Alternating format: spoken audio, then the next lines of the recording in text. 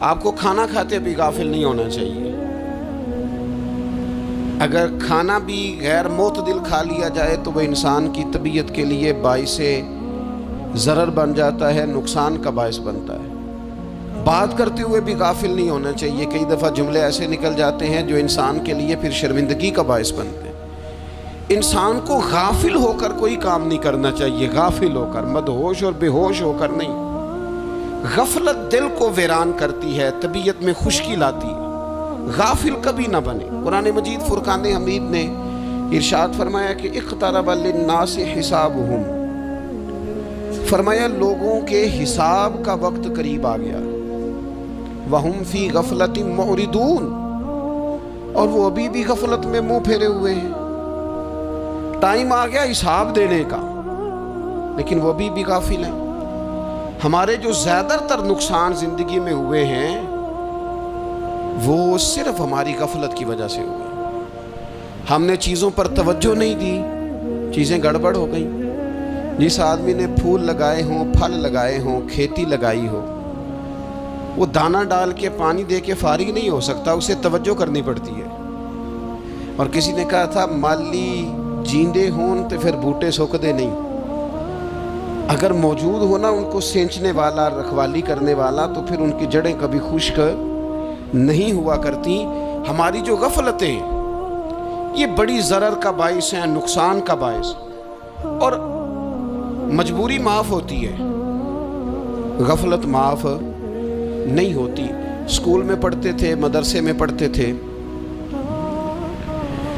تو ایک مجبوری ہو گئی جی، خدا نہ خواستہ گھر میں کوئی پریشانی ہو گئی تو اساتذہ اس پر سزا نہیں دیتے۔ کوئی خوشی کا موقع ہے گھر میں، فیملی میں کسی کی شادی ہے، اساتذہ اس پر سزا نہیں دیتے۔ لیکن اگر کبھی پتہ چلتا تھا نا کہ یہ گھر سے تو آیا تھا لیکن مدرسے نہیں آیا، یہ اسکول نہیں آیا، رستے میں غافل ہو گیا، تو یہ بات خوفناک تھی۔ یہ قابل سزا جرم تھا کہ تو غافل ہو گیا اپنی پڑھائی سے، تو گھر سے آیا اور یہاں نہیں آیا۔ غفلت قابل سزا ہوتی ہے، مجبوری کی معافی ہوتی ہے۔ ہمارا آج کل جو مسئلہ ہے وہ غفلت کا ہے۔ ڈھیر سارے لوگ ہیں، سمجھدار بھی ہیں، سیانے بھی ہیں، معاملہ فہم بھی ہیں، باشعور بھی ہیں، تعلیم کی ڈگریاں بھی رکھتے ہیں، لیکن اگر ان کی زندگیوں کی تکلیفوں کو دیکھا جائے اور بے آباد روح کو دیکھا جائے اور سجدوں سے ان کی دوری کو دیکھا جائے تو ایک ہی بات سمجھ میں آتی ہے کہ پتہ سارا ہے لیکن لے ڈوبی ہے غفلت، توجہ نہیں کی۔ لائق بچہ بھی نالائق ترین زندگی گزارتا ہے، اس لیے کہ اس کے لائق ہونے کے ساتھ ساتھ اس کا توجہ کرنا بھی تو ضروری ہے نا۔ نرے لائق کا کیا فائدہ اگر وہ محنتی نہیں، اگر وہ توجہ ہی نہیں کرتا، اپنا سبق دھیان سے سنتا پڑھتا ہی نہیں، تو جتنا مرضی لائق ہو پیچھے رہ جائے گا۔ اور کئی نالائق ہوتے ہیں، رٹا لگا کے پاس ہوتے ہیں، پر چلو رٹا تو لگاتے ہیں نا، محنت تو کرتے ہیں نا، جد و جہد تو کرتے ہیں۔ کئی نالائق جد و جہد کے باعث آگے گزر جاتے ہیں اور کوئی اسی چکر میں رہ جاتے ہیں، میں بڑا لائق ہوں، کل پڑھ لوں گا، پرسوں پڑھ لوں گا، ہفتہ تیاری کر کے پاس ہو جاؤں گا۔ اپنی زندگی سے غفلت کا پردہ اٹھائیں، اور غفلت اس کے لیے فیصلہ کرنے کی ضرورت ہوتی ہے، پلاننگ کرنے کی نہیں، فیصلہ کرنے کی ضرورت ہوتی ہے کہ میں نے اب غفلت کرنی۔ ہم نہ جب بھی کوئی پروگرام بناتے ہیں تو منصوبہ بندی شروع کرتے ہیں، منصوبہ بندی نہ کریں، فیصلہ کریں، کہیں کہ میں نے غافل نہیں ہونا۔ غفلت غرق دنیا کا نام ہے، اپنے آپ کو غفلت سے بچائیں۔ آپ دیکھیں حضرت کعب بن مالک رضی اللہ تعالیٰ عنہ فرماتے ہیں، بخاری میں موجود ہے، فرماتے ہیں کہ جنگ میں پیچھے رہ گیا تھا، میرا خیال تھا کل چلا جاؤں گا، گھوڑے اور سواریاں میرے پاس تیز ہیں، مضبوط ہیں، پرسوں چلا جاؤں گا، تیزی سے بھاگ کے میں پہنچ جاؤں گا، میں قافلے کے ساتھ شامل ہو جاؤں گا، لیکن بس تھوڑی سستی ہو گئی، ذرا غفلت ہو گئی۔ آپ فرماتے ہیں جب سب لوگ چلے گئے حضور علیہ السلام کے ساتھ جہاد میں اور میں پیچھے رہ گیا، تو پھر جب چند دن گزر گئے اور محبوب کے واپس آنے کا ٹائم ہو گیا تو اب میں غور کرتا سمجھتا تو مجھے مدینے میں یہاں بزدل لوگ نظر آتے، اور کون نظر آتے؟ جو منافق تھے، وہ منافق بزدل دکھائی دیتے یا مجھے عورتیں اور بچے دکھائی دیتے. میں پریشان ہوا. حضور واپس آ گئے. جنہوں نے بہانے کیے تھے نا منافقین نے، یہ مجبوری تھی اس لیے نہیں جہاد پہ گئے، یہ جنہوں نے بہانے کیے تھے انہیں مل گئی معافی. اور میں نے سچ بولا. میں نے کہا یا رسول اللہ میں غافل ہو گیا تھا. اب کہتے ہیں میں نے جب کہا نا حضور سستی ہو گئی تھی، ذرا غفلت ہو گئی. تو بندہ محبوب سے غافل ہو جائے، بندہ وہیں سے غافل ہو جائے. جو دم غافل سو دم کافر، سانو مرشد اے ہو پڑھایا. جب کہا نا حضور وہ غلطی ہو گئی، کوئی مجبوری نہیں تھی، تو فرماتے ہیں باقیوں کو معافی مل گئی. میرے ساتھ حضور ناراض ہو گئے. ایک دن نہیں، 2 دن نہیں، 50 دن حضور ناراض رہے. مدینے کی گلیوں نے مجھے پہچاننا چھوڑ دیا. در و دیوار سے مجھے یوں لگتا تھا کہ میں پردیسی ہوں. فرماتے ہیں میں مسجد میں آتا تھا، میں جب محبوب کو دیکھتا تو حضور رخ انور پھیر لیتے، اور مجھے پتا تھا جب میرا چہرہ ادھر ادھر ہوتا تو پھر کریم رحمت کی نظر فرماتے.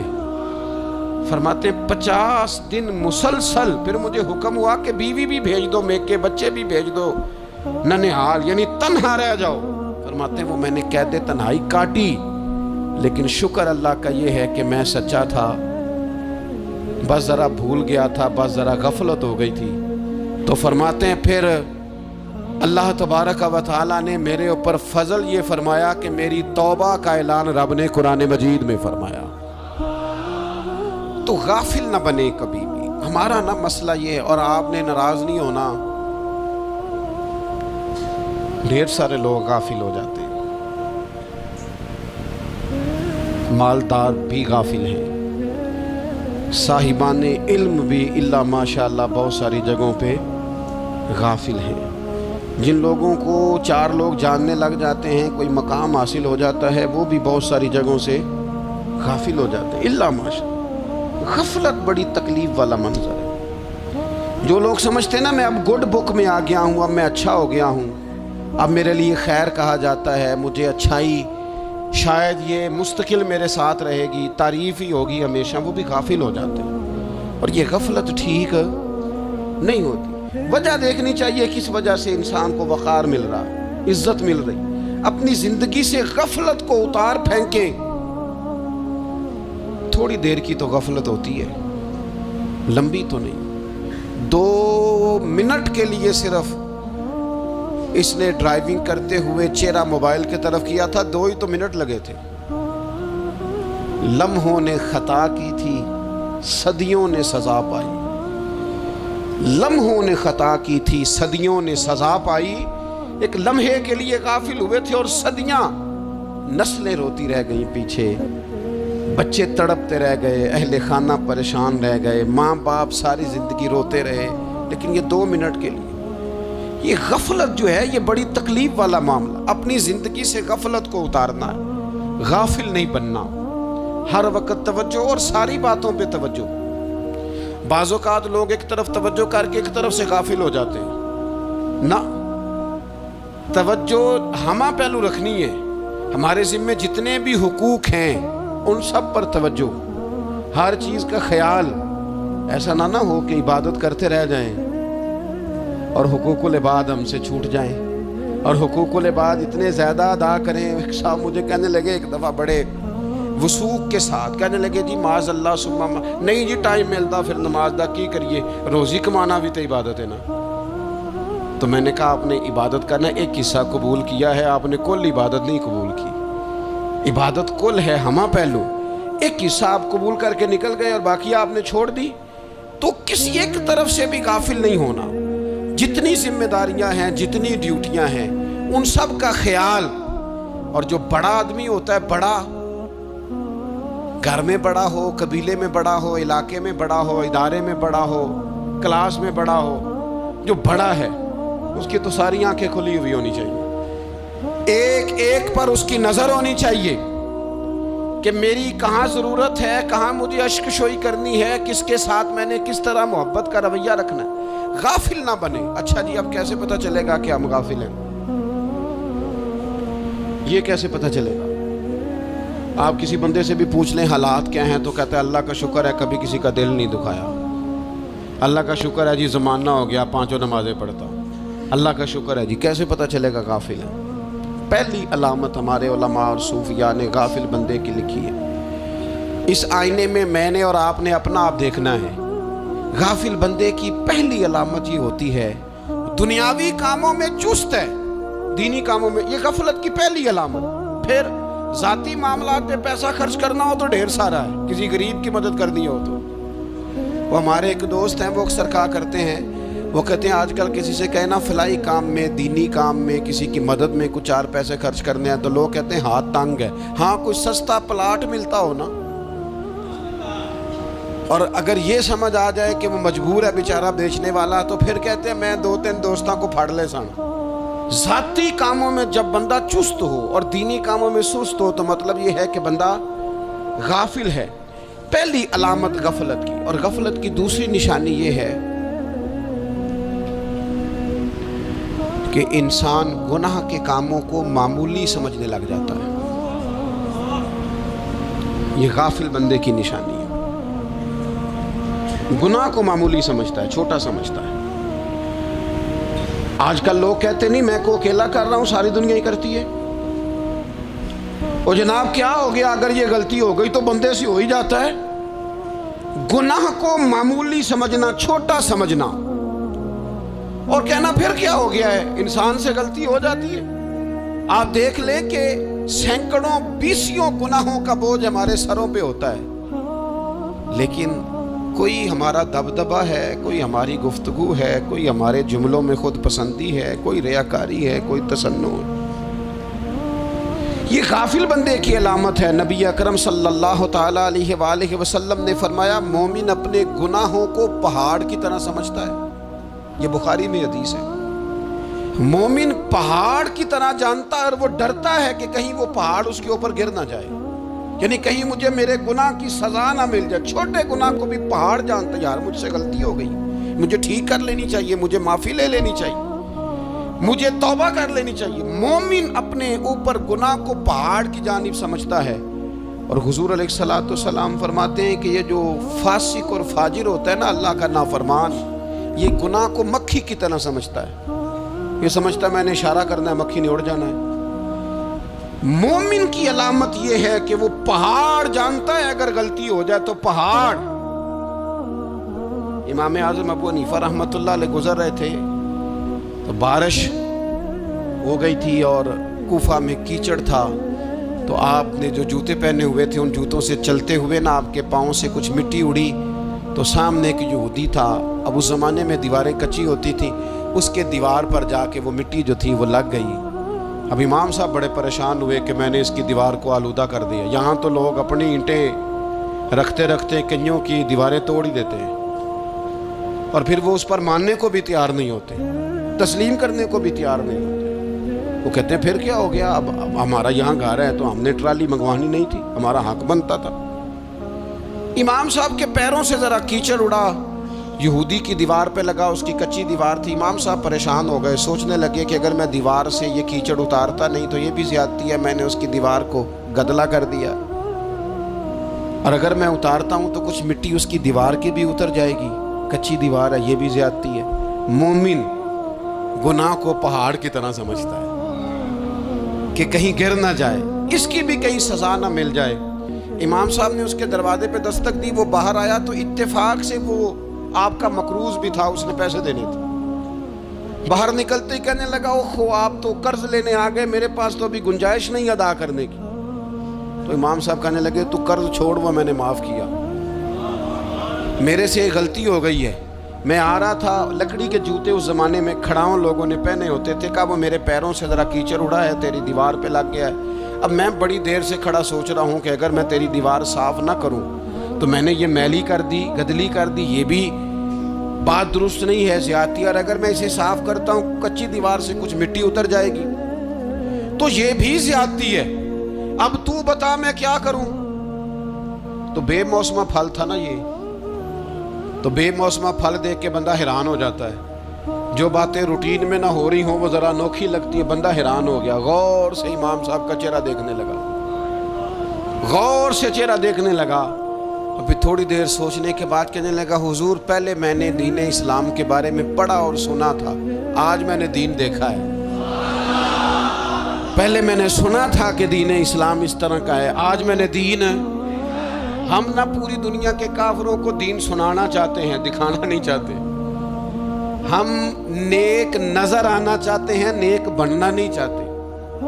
ہم نیک نظر آنا چاہتے ہیں، نتیجہ کیا نکلتا ہے کہ کچھ عرصے کے بعد پتہ چل جاتا ہے بندہ کس لیول کا نیک ہے، کیا معیار ہے اس کی نیکیوں کا۔ کہنے لگا حضور پہلے میں نے دین سنا تھا، آج دیکھا ہے۔ آپ وہ مٹی کے دیوار پر جو کیچڑ لگ گیا ہے، دیوار کو بعد میں صاف کیجئے گا، پہلے کلمہ پڑھائیں تاکہ میرے اندر کا کفر صاف ہو جائے، مجھے مسلمان کر دیں۔ تو غافل آدمی جو ہوتا ہے نا، وہ پھر تیسری بات، جب بندہ بہت زیادہ غافل ہو جاتا ہے پھر اعلانیہ گناہ کرنے لگتا ہے۔ ایک گناہ پھر اس کا اظہار گناہ۔ ایک بندہ، حدیث پاک میں آتا ہے، ایک بندہ رات کو کوئی غلطی کرتا ہے، اللہ تعالیٰ اس پہ پردہ ڈال دیتا ہے، لیکن وہ سویرے خود لوگوں کو بتاتا پھرتا ہے میں نے یہ کیا، میں نے یہ کیا۔ جب آپ اظہار گناہ کرتے ہیں نا تو سامنے والا بھی دلیر ہوتا ہے، کہتا ہے اس نے کیا میں کر لوں گا تو پھر کیا ہوا۔ ہمارے علماء نے لکھا ہے کسی کی نماز قضا ہو جائے تو کسی کو بتائے نہ، قضا پڑھ ڈالے، اس کا جگہ جگہ ذکر نہ کرے۔ جب آپ کہیں گے نا میری قضا ہو گئی تو آپ کے ساتھ رہنے والا بچہ دوست سمجھے گا یار اس کی قضا ہو گئی ہے تو میری بھی ہو جائے گی تو کیا ہوگا۔ گناہ کرنا بھی گناہ ہے اور گناہ کا اظہار بھی گناہ ہے۔ نبی اکرم صلی اللہ تعالیٰ علیہ وآلہ وسلم نے ارشاد فرمایا میری ساری امت کو معافی مل جائے گی سوائے ان لوگوں کے جو اعلانیہ گناہ کرتے ہیں۔ یہ بخاری مسلم دونوں میں حدیث موجود ہے۔ جو اعلانیہ گناہ، جنہوں نے خود ساری دنیا کو گواہ بنا لیا، میں نے یہ بھی جرم کیا، یہ بھی کیا، یہ بھی کیا، یہ بھی کیا، خود انہوں نے لوگوں کے، بہت بڑے غافل آدمی کی علامت ہے کہ گناہ کرے اور پھر اوپر سے اعلانیہ گناہ کرے، اتنا بڑا جرم کرے۔ پھر چوتھی علامت اگر ہم دیکھنا چاہیں کہ ہم غافل تو نہیں، تو غافل بندے کی چوتھی علامت یہ ہوتی ہے کہ وہ فضول کاموں میں وقت بڑا ضائع کرتا ہے۔ فضولیات میں ادھر بیٹھے ہیں، ادھر بیٹھے ہیں، یہاں گپ شپ ہو رہی ہے، وہاں موبائل دیکھا جا رہا ہے، پھر کچھ ٹائم ملا ہے تو پھر کہیں دور دراز کسی ہوٹل پہ کھانا کھانے چلے گئے، پھر کچھ ٹائم ملا تو چلو نکلتے ہیں ذرا کوئی ہفتہ سیر کر آتے ہیں، یہاں گپ شپ ہے، فلاں کو ڈسکس کر لیتے ہیں، فلاں کے بارے میں بات کر لیتے ہیں، سیاسی تبصرے کر لیتے ہیں، یہ تھوڑی گفتگو ہو جاتی، چلے محلے داروں پہ تبصرہ شروع کرتے ہیں، کون روٹی زیادہ کھا رہا ہے اور کس کے پاس پیسے زیادہ آ گئے، چلو جا کے پتہ کرتے ہیں۔ حالانکہ یہ پتہ نہیں کرنا چاہیے تھا، پتہ تو اس کا کرنا چاہیے تھا جو بیچارہ کل سے بھوکا ہے، خبر تو اس کی رکھنی چاہیے تھی جس بیچارے کے گھر میں بچوں کے لیے پہننے کو کپڑے موجود نہیں ہیں، اس پر تبصرہ یہ کرتے ہیں کہ یہ محنت کیوں نہیں کرتے، اور اگر کسی پر اللہ عطا کر دے پھر حساب ضرور لگاتے ہیں کہ ذرا معلومات کرو یہ اتنی جلدی آگے کیسے نکل گئے۔ غافل بندے کی علامت ہے وقت کا ضائع کرنا اور فضول کاموں میں ضائع کرنا اور بلا وجہ ضائع،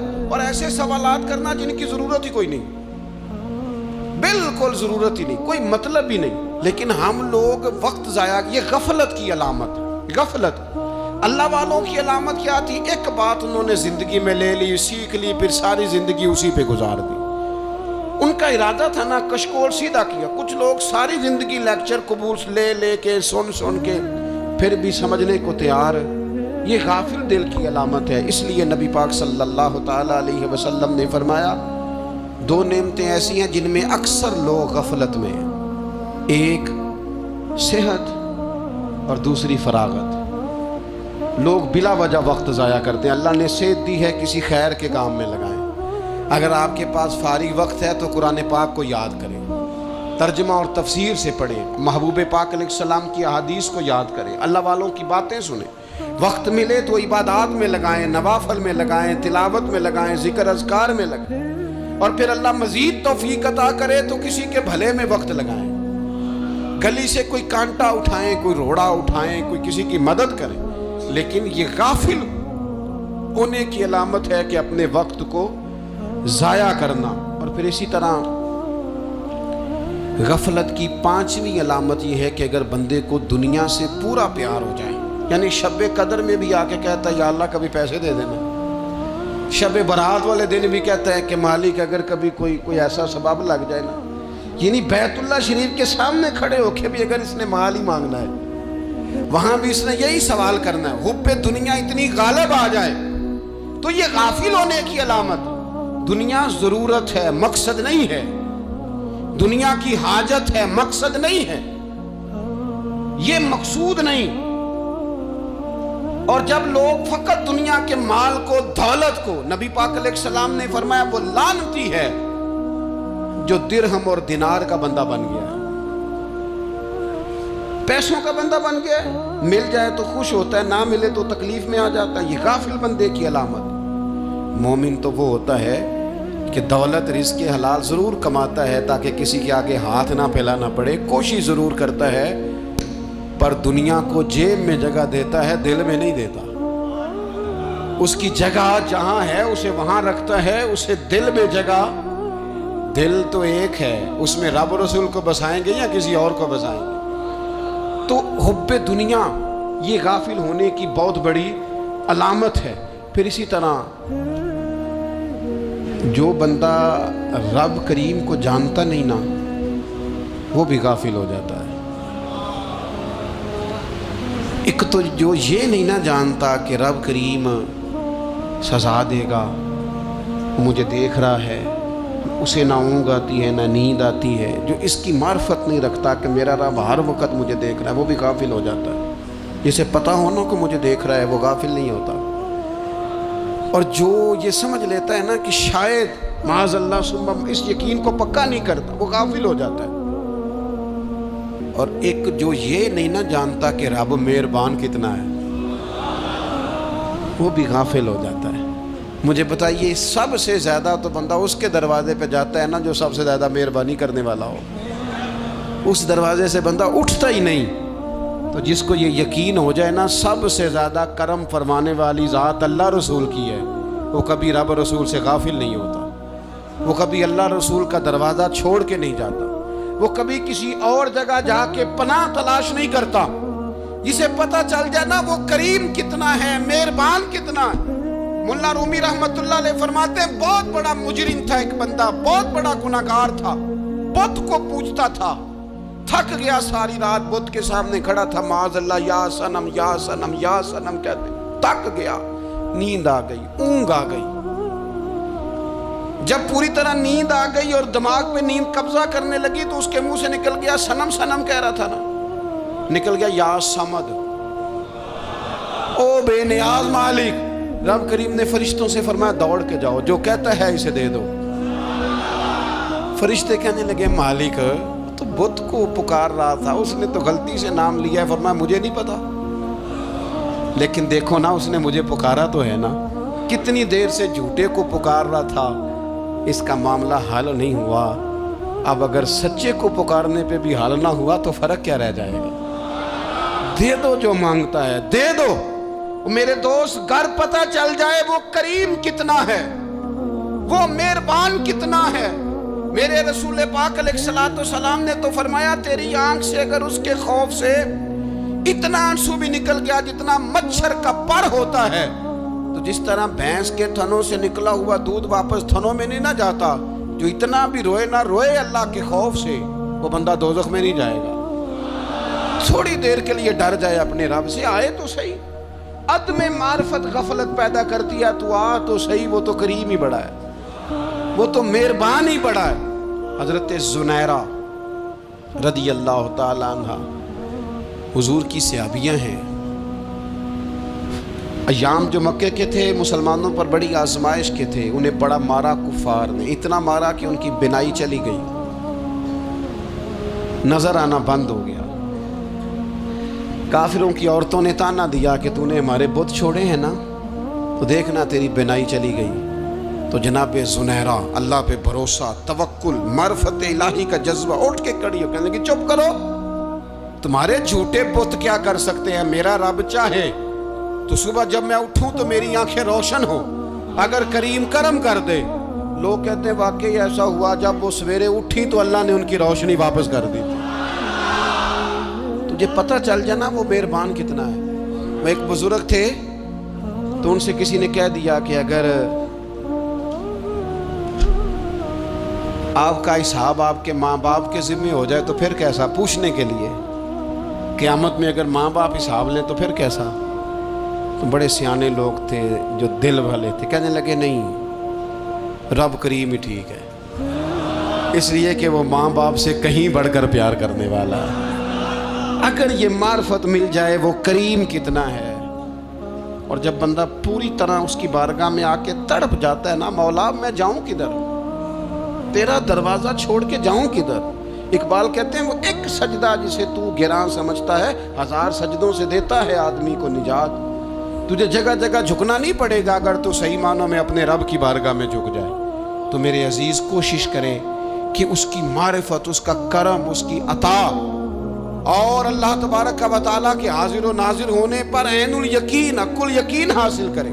اور پھر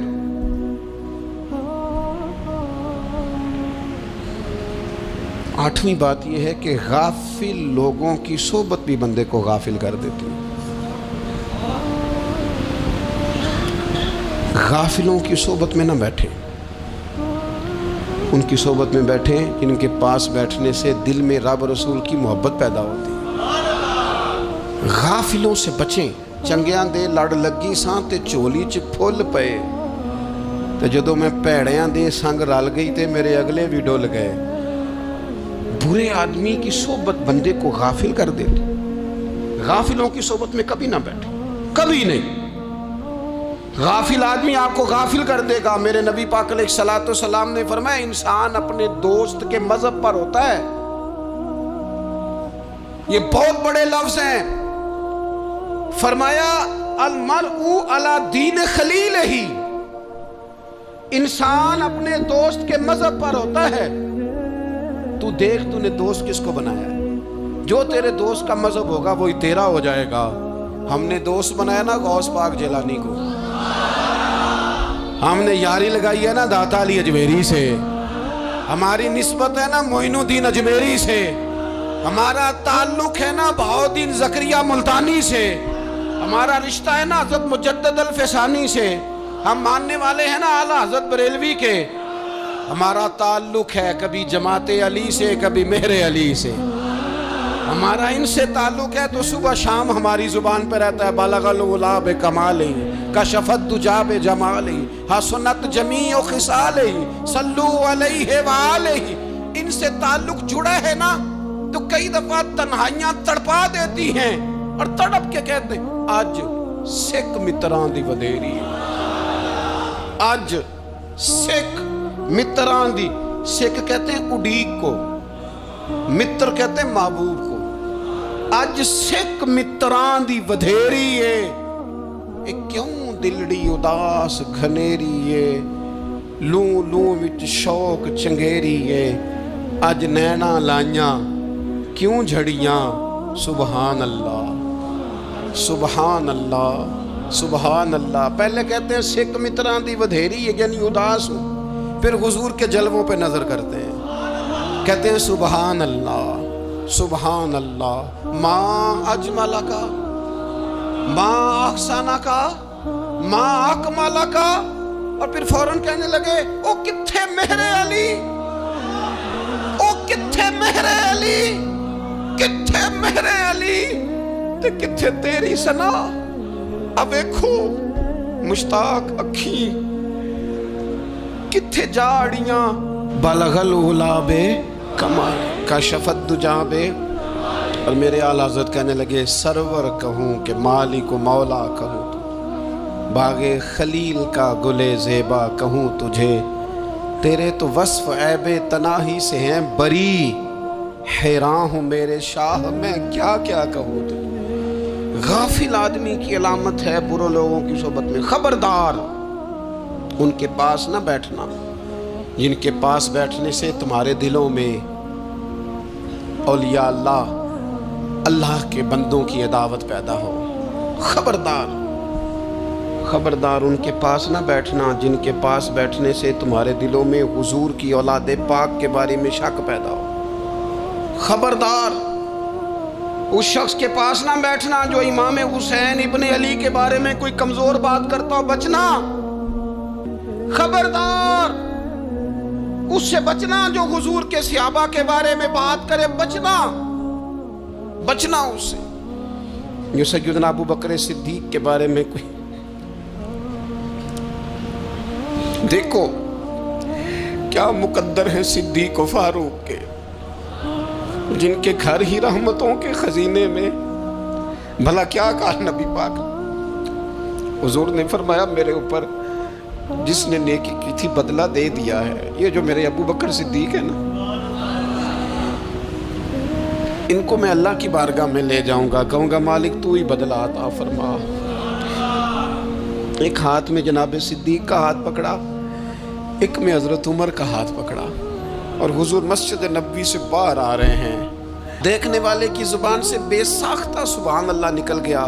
کیا شان ہے، کیا مقدر ہے۔ تو حضور علیہ السلام رک گئے اور روک کے فرمایا تو حیران ہو رہا ہے نا، تو حیران ہو رہا ہے نا کہ میں نے ایک ہاتھ میں ابو بکر کو پکڑا ہے، ایک میں عمر کو پکڑا ہے۔ فرمایا قیامت میں جب میری قبر کھلے گی تو میں اسی طرح قبر سے نکلوں گا، اس طرح میدان محشر میں میں آؤں گا۔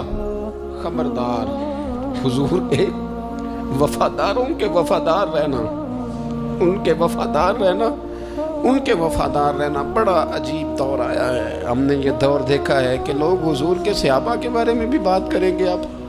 اب نبی پاک کی اولاد پاک کے بارے کو بھی ڈسکس کیا جائے گا۔ اپنا منہ تو دیکھ، اپنی حیثیت دیکھ، اور پھر وہ بندے دیکھ جن کو اللہ نے چن کے اپنے محبوب کی غلامی کے لیے حضور کے قریب بٹھایا ہے۔ تو بچنا ایسے لوگوں سے، پرہیز کرنا۔ خبردار عقیدہ ستھرا رکھنا، عقیدہ ستھرا رکھنا، صاف رہنا، پاکیزہ رہنا، غافلوں کی صحبت سے بچنا۔ بڑا ڈرتے ہیں اللہ سے، دعائیں مانگتے ہیں، یا اللہ نسلوں میں بھی وہی بندے پیدا فرما جو عقیدے پکے رکھنے والے ہیں، وہ بندے پیدا فرما ہماری نسلوں میں۔ ایک وہ بندہ بھی غافل ہو جاتا ہے جو امیدیں لمبی لگا لیتا ہے،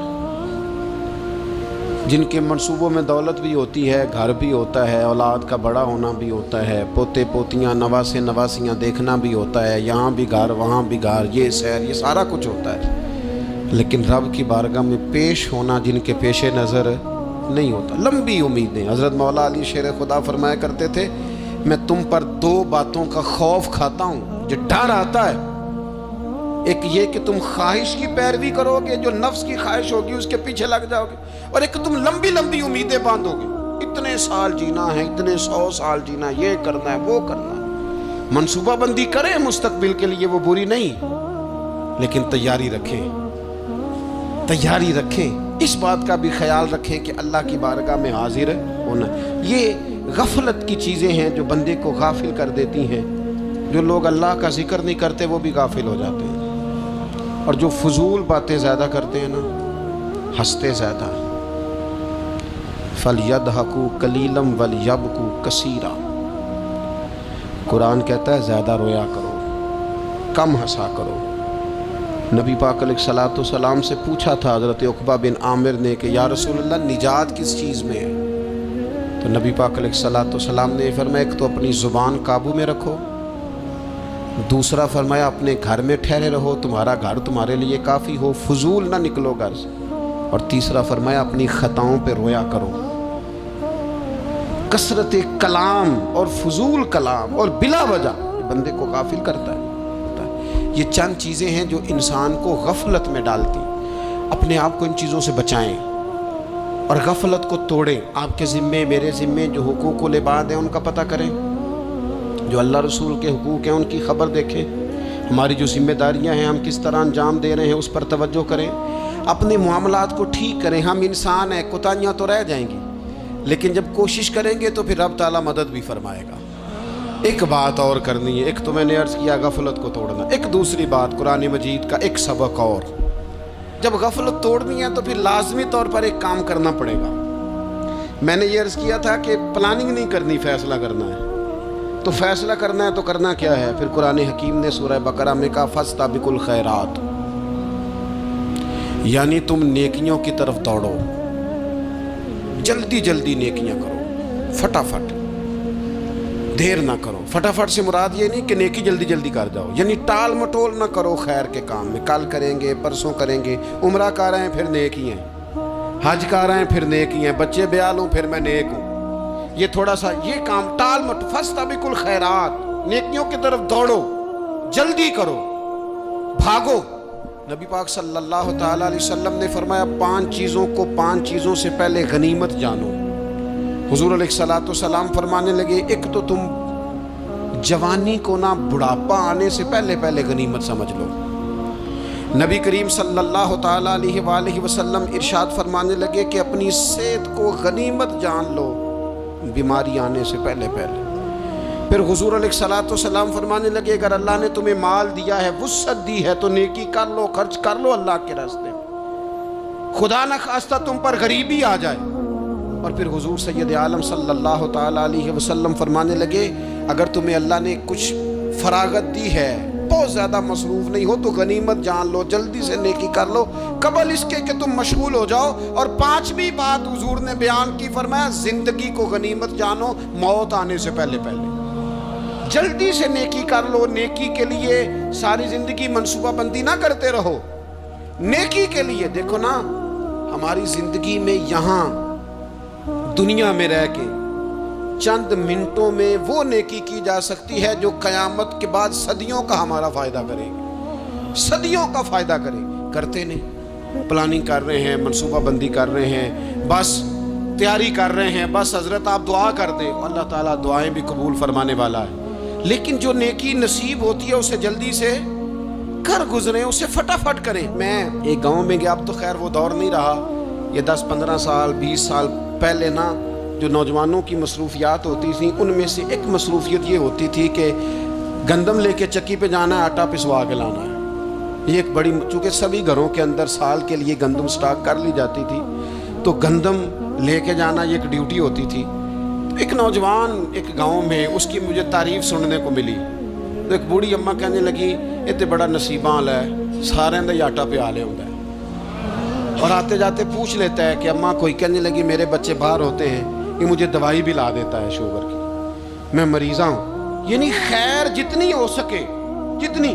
मेरे एक संगी हैं, तो सड़क पे कोई बंदा खड़ा होता है ना, अल्लाह ताला उन्हें सलामत रखे, बंदा खड़ा होता है तो कहते हैं, मैं उससे पूछ लेता हूँ, बाबा जी किधर जाना है, फलानी जगह जाना है, तो कहते हैं मैं मोटरसाइकिल पे बिठा लेता हूँ। बंदा देख के मुझे समझ आ जाती है ज़रूरतमंद है, कोई चोर नहीं, कोई डाकू नहीं, ज़रूरतमंद है।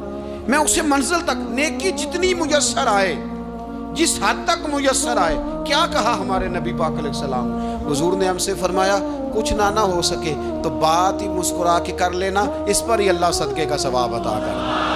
फस्तबिकुल खैरात, जल्दी से नेकी कर लो, अपने नामा अमाल में रोज नेकियां जमा करो, कोई ना कोई खैर का काम रोज करो और जल्दी से करो।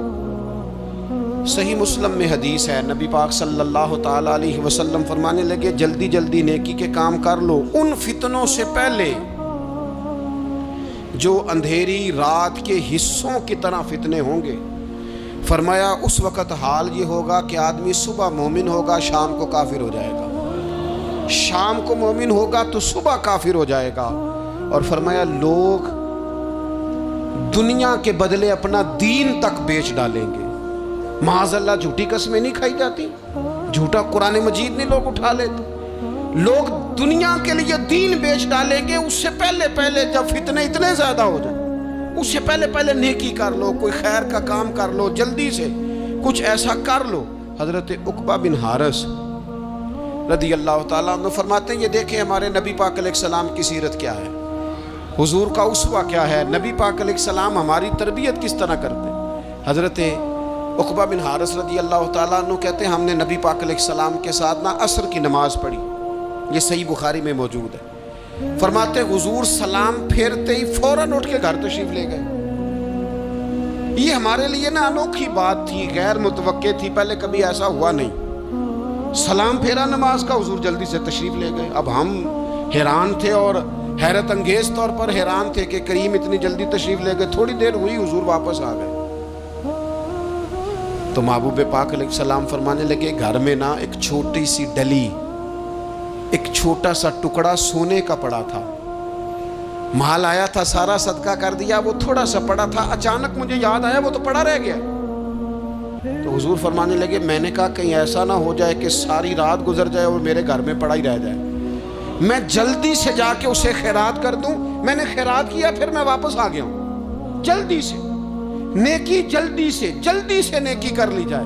ہم بڑا انتظار کر رہے ہیں، بڑا لمبا ہمارا پروگرام ہے، ہمارے پاس ٹائم ہی بڑا ہے، کسی نے کان میں کہہ دیا ہے تیرے پاس بڑا وقت ہے، ابھی تو بڑی عمر پڑی ہے، ابھی تو جناب او میرے بھائی یہ لوگوں کے کہنے کی باتیں ہیں، پھر پتہ ہی نہیں چلتا حالات کس طرح کے ہو جاتے ہیں اور کیا معاملات انسان کے ساتھ درپیش ہوتے ہیں۔ جتنی خیر میسر آئے، جتنا بھلا میسر آئے، جتنی انسان کو توفیق ملے۔ میں نے بزرگوں کو دیکھا، اپنے اصحاب کو، پہلے وہ خدام سے کہتے کہ میں سونے لگا ہوں، اور پابند کرتے لوگوں کو کہ فلاں وقت، بزرگوں کو میں نے دیکھا اپنے، وہ پابند کرتے لوگوں کو کہ فلاں وقت میں موجود ہوں گا، آنا، خود پابند فرماتے۔ اور پھر جب بیدار ہوتے نا تو سب سے پہلے خدام کو بلا کے پوچھتے کوئی مہمان تو نہیں آیا؟ اور جناب آپ نے خود ہی تو پابند فرمایا فلاں دن آنا۔ کہنے لگے چل یار اگر کوئی آیا تو مجھے ملا لو، میری ملاقات کرا لو۔ کیوں؟ اس لیے کہ دور سے آیا ہے، مجھ سے ملنے آیا ہے، کوئی خیر کی بات سیکھنے آیا، چلو میرے نام اعمال میں کوئی نیکی جائے گی، کچھ نہ کچھ خیر جمع کر لی جائے، کچھ نہ کچھ ڈیوٹی کر لی جائے، کچھ کام کریں اور جلدی سے کریں۔ حضرت جابر ابن عبداللہ انصاری رضی اللہ تعالیٰ عنہ بیان کرتے ہیں، یہ بھی بخاری میں موجود ہے، کہتے ہیں ایک صحابی نا نبی پاک علیہ السلام کی بارگاہ میں حاضر ہوئے غزوہ احد کے موقع پر، اور حال ان کا یہ تھا کہ وہ کھجور کھا رہے تھے، اور کھجور انہوں نے منہ میں رکھی ہوئی تھی۔